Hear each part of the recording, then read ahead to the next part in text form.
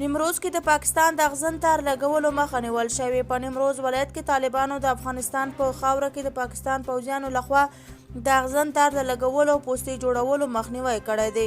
د راپورونو له مخې پاکستاني پوځیانو تېره ورځ د نیمروز ولایت د چهاربرچک ولسوالۍ اړوند ډک سیمه کې غوښتل چې په افغانستان خاوره کې خپلې پستې جوړې کړي چې د اسلامي امارات سرحدي ځواکونو دغه کار مخنیوی کړی دی. په سیمه کې سرچینې وایي چې پاکستاني پوځیان کابو 10 تر 15 کیلومتره د افغانستان خاورې ته دننه شوي وو او غوښتل یې دلته پوسته جوړه کړي. له بلې خوا د پاکستاني پوځیانو وسایل او اغزن تار په سیمه کې ترې پاتې دی او د اسلامي امارات ځواکونو یې د دې کار مخه ونیوله.